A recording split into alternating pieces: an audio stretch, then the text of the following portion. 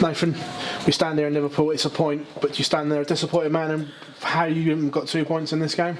No, not really. 5-1 down. I shouldn't have been. I did that to myself. I should have won the first leg comfortably, and then who knows what happened after that. But I was 5-1 down, and I pulled out 4 brilliant legs of darts and got myself back into it, and then I fancied the job. Gary, to be fair to him, took a 95 out, 1 dart, and fair play, it was a great shot. And from 5-1 down, I would have took a point. To be fair, I would have took like getting beat 7-4, 7-5 in my own head, to be fair, but I got the point.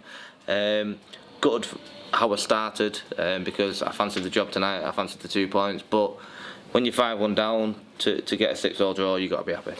We saw on the TV when Gary went 5-1 up, the look on your face. You just, how is this even happening right now? Yeah, I was scoring well, but even though I was scoring well, I felt like I didn't have many shots to double.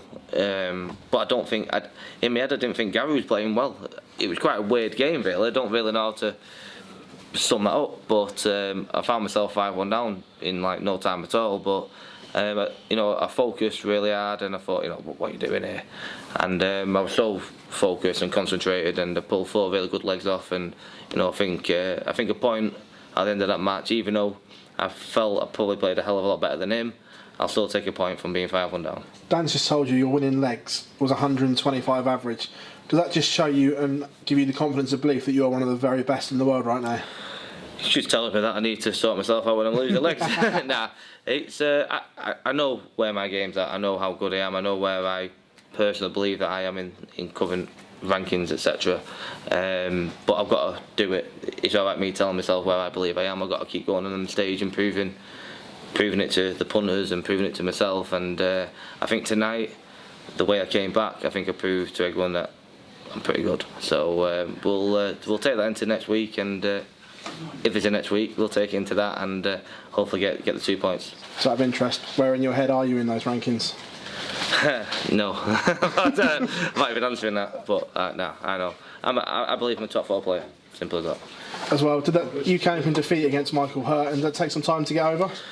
No, I was at a wedding about 12 hours later. Nah, it was a rubbish draw. I think even for both of us, Michael knows how good I am. It was a pretty poor draw for both. I fancied the job again, like I say. I think he was swapping his darts before the practicing. I was like, please go to the shiny ones, not the old ones. But he played brilliant. He was phenomenal all weekend, so he deserved the title. But I had a couple of days off. Went to a wedding. See my kids, so it was actually quite nice to have a weekend off. Didn't defend my title, but stuff happens, doesn't it? So. Nathan, pleasure as always, mate. Thank you very much. Cheers. Nathan, I want to go back to the ranking question, if I may, because Peter Wright was in here earlier and he said that you're up there as probably 3rd best player in the world. Would you say you're about there? Would you say you're a bit behind, maybe? No, it's top 4. Honest to God, I know how good my game is. I know what I can produce. I wouldn't say I'm any higher than that because my consistency is not as good as who I believe are the top 3 players. Don't ask me to name them because I'm not.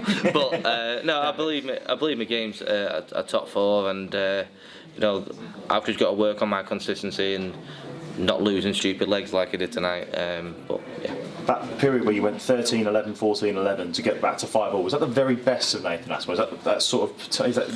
Can we expect to see more?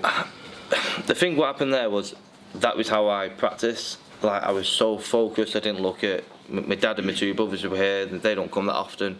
I didn't look at them once in them 4 or 5 legs, and I was just so focused on the treble. And if I can do that every week, then no one will beat me. Simple as that. I know how good I am when I'm practicing.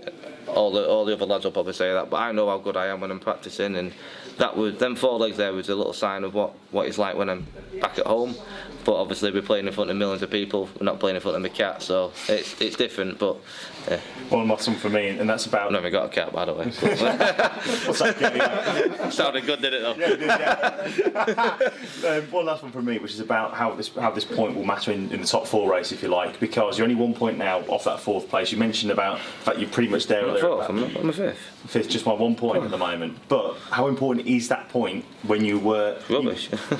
Nah, you weren't rubbish at all. You know that. It's for me, obviously, I want to make the top 4 come the end of the season. The first target was to get past elimination.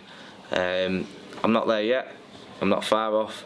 But I think tonight was probably take the first few legs out, been best performance I've had in the Premier League. I've not played well really, and I'm where I am. So you know, hopefully I can now kick on with what's happened to tonight and take that into further weeks. Cheers, Nathan. Thank you. Yeah, thanks. Just looking out to Newcastle next week, should that take place to go in Price, that could be another great game there. Could be a loud game, couldn't it? Hey, a bit of adrenaline going. But I love playing Gezi. I get on dead well with him, and we bring the best out of each other. So you know, I hope it takes place next week, and I'm sure it'll be a great game.